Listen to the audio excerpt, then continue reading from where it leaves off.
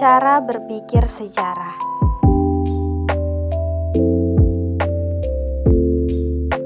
Pengertian sejarah.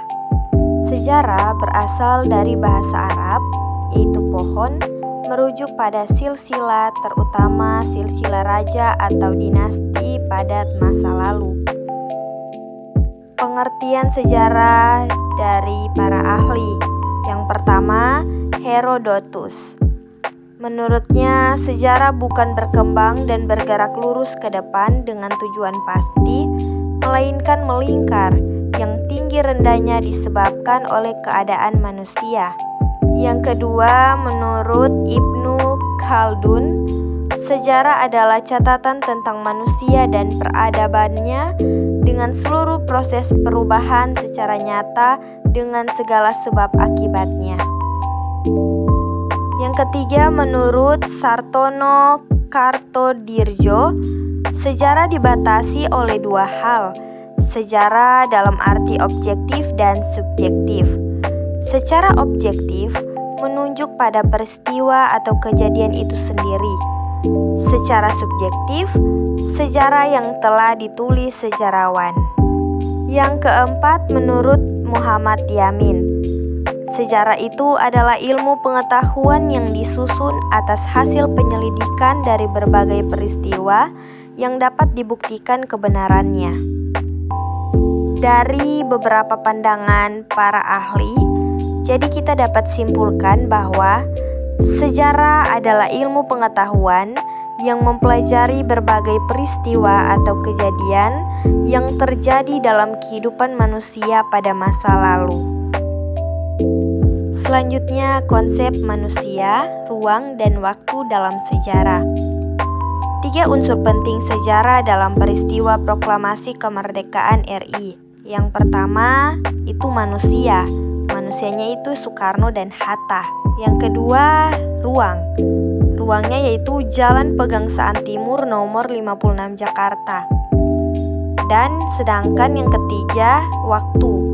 Jadi waktunya itu adalah 17 Agustus tahun 1945.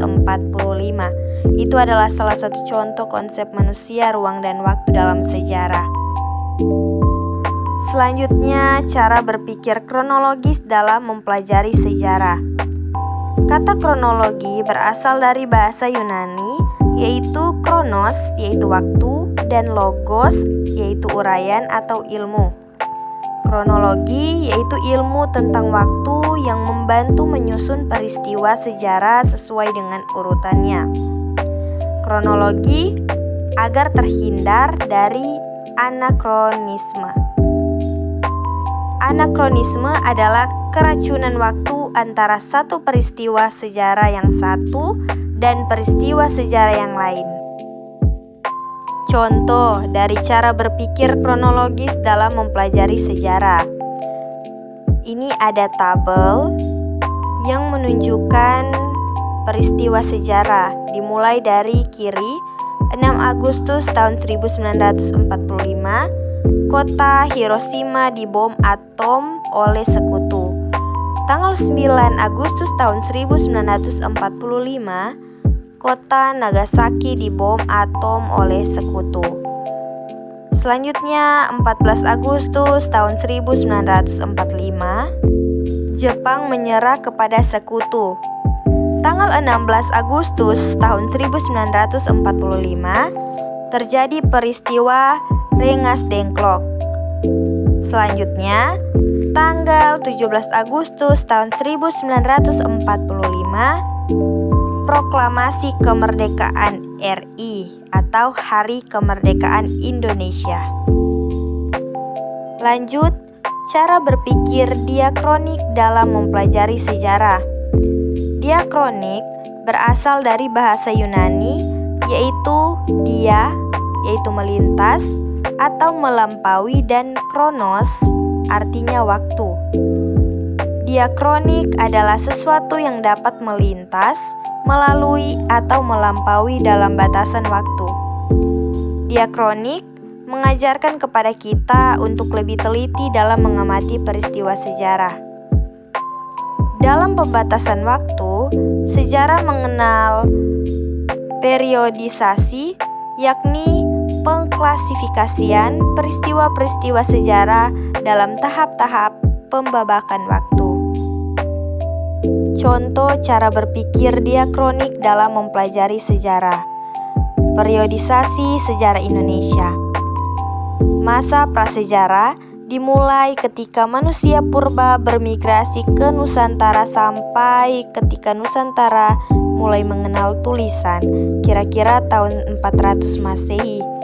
Lanjut, masa Hindu-Buddha dimulai ketika pengaruh kebudayaan India mulai masuk ke Nusantara kurang lebih 400 Masehi hingga runtuhnya kerajaan Majapahit pada abad ke-15.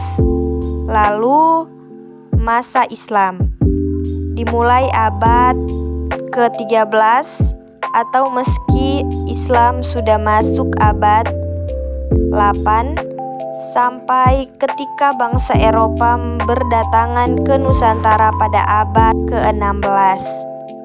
Lalu, masa kolonialisme Barat dimulai abad ke-16 dan berakhir pada abad ke-20. Selanjutnya, masa pendudukan Jepang dimulai sekitar tahun 1942 sampai tahun 1945. Lalu masa revolusi dimulai pada tanggal 17 Agustus tahun 1945 atau proklamasi kemerdekaan Indonesia hingga 27 Desember 1949 atau pengakuan kedaulatan Indonesia dari negara Belanda. Lalu masa Orde Lama dimulai tahun 1950 sampai tahun 1967 ketika kekuasaan Soekarno berakhir dengan dikeluarkannya TAP MPRS tahun 1967. Kemudian masa Orde Baru dimulai pada tahun 1966 atau melalui Super Semar sampai 20 Mei 1998. Dan masa reformasi. Masa reformasi dimulai pada tahun 1998 sampai sekarang. Itu adalah contoh cara berpikir diakronik dalam mempelajari sejarah dalam periodisasi sejarah Indonesia. Cara berpikir sinkronik dalam mempelajari sejarah. Sinkronik berasal dari bahasa Yunani yaitu sin artinya dengan dan kronos artinya waktu. Dalam Kamus Besar Bahasa Indonesia, sinkronik diartikan sebagai segala sesuatu yang bersangkutan dengan peristiwa yang terjadi pada suatu masa. Sinkronik mempelajari peristiwa sejarah dengan segala aspeknya pada masa atau waktu tertentu secara mendalam. Kajian yang lebih menitik beratkan pada penelitian gejala-gejala yang meluas dari sebuah peristiwa, tetapi dengan waktu yang terbatas, itu adalah sinkronik. Ini adalah perbedaan cara berpikir sinkronik dan diakronik. Kalau sinkronik, misalnya ini buku di sebelah kiri yaitu Perubahan Yogyakarta. Jadi penulisannya itu melebar dalam ruang. Sedangkan di sebelah kanan diakronik ini Kota Yogyakarta tempo dulu dari sejarah ada tahunnya itu. Jadi dia penulisannya itu memanjang dalam waktu. Jika buku di sebelah itu melebar dalam ruang, maka di sebelah kanan itu memanjang dalam waktu. Itu adalah perbedaan berpikir sinkronik dan diakronik. Konsep perubahan dan keberlanjutan dalam sejarah.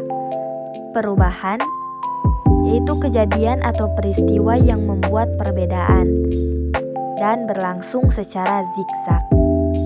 Keberlanjutan yaitu suatu keadaan yang telah berlangsung lama dan berlangsung secara garis lurus. Demikianlah materi yang dapat saya sampaikan dalam materi yang berkaitan antara manusia, ruang, dan waktu. Terima kasih.